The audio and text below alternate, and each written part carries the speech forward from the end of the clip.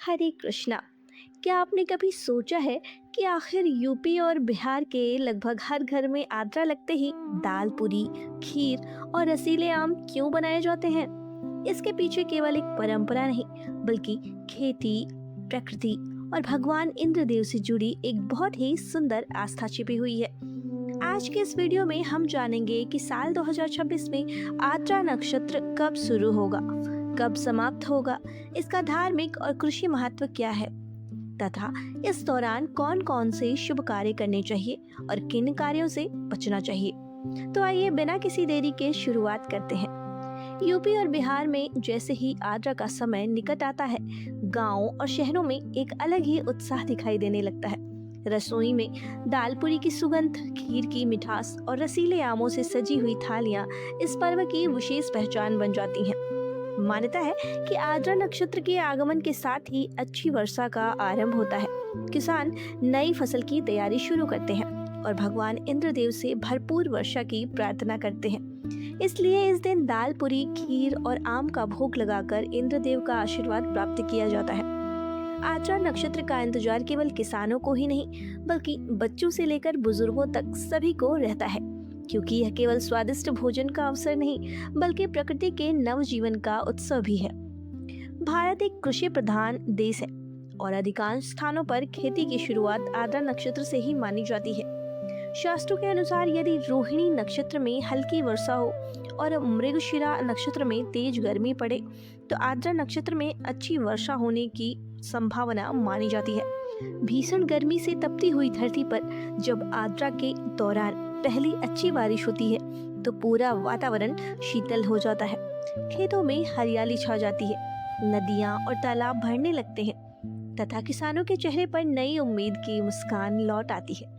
इसी आनंद के अवसर पर सदियों से दाल पूरी, खीर, आम, जामुन और अन्य पारंपरिक व्यंजन बनाकर इस नक्षत्र का स्वागत करने की परंपरा चली आ रही है। अब बात करते हैं साल 2026 की।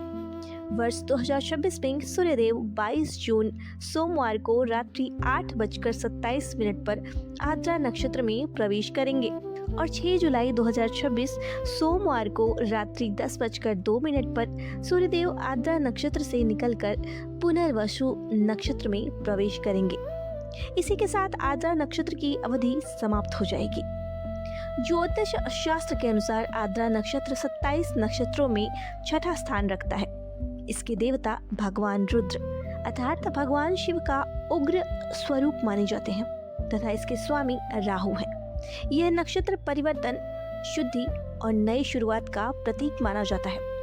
यदि इस समय कुछ विशेष आध्यात्मिक कार्य किए जाएं तो अत्यंत शुभ फल प्राप्त होते हैं। इस अवधि में भगवान शिव का रुद्राभिषेक कराना अत्यंत लाभकारी माना गया है। शिवलिंग पर जल, दूध, दही, घी, शहद और बेलपत्र अर्पित करें। प्रतिदिन कम से कम 108 बार ओम नमः शिवाय मंत्र का जाप अवश्य करें। इससे मन को शांति मिलती है, नकारात्मक विचार दूर होते हैं और आध्यात्मिक ऊर्जा बढ़ती है। यदि संभव हो तो ध्यान, प्राणायाम और सात्विक भोजन का पालन करें। इससे शरीर और मन दोनों शुद्ध होते हैं। साथ ही आद्रा नक्षत्र की तीव्र प्रकृति को देखते हुए इस समय क्रोध पर नियंत्रण रखना चाहिए। अनावश्यक विवाद, झगड़े, उधार का लेन देन, बड़ा आर्थिक निवेश, नौकरी बदलना या संपत्ति का लेन देन करने से यथासंभव बचना चाहिए। ये समय बाहरी संघर्ष की अपेक्षा आत्मचिंतन, साधना और ईश्वर की भक्ति के लिए अधिक श्रेष्ठ माना गया है। एक विशेष बात ये भी है कि साल 2026 में आद्रा नक्षत्र के दौरान ही पवित्र निर्जला एकादशी का शुभ अवसर भी प्राप्त हो रहा है। इसकी संपूर्ण पूजा विधि, नियम और महत्व की विस्तृत जानकारी हमारे चैनल पर पहले से ही उपलब्ध है, उसे भी अवश्य देखें। यदि आपको यह जानकारी उपयोगी लगी हो तो वीडियो को लाइक करें, अपने परिवार और मित्रों के साथ अवश्य साझा करें तथा कमेंट में हर हर महादेव या ओम नमः शिवाय अवश्य लिखें। आप सभी पर भगवान शिव और भगवान इंद्रदेव की कृपा सदैव बनी रहे। अच्छी वर्षा हो, सभी के जीवन में सुख, समृद्धि और खुशहाली आए। हरे कृष्णा।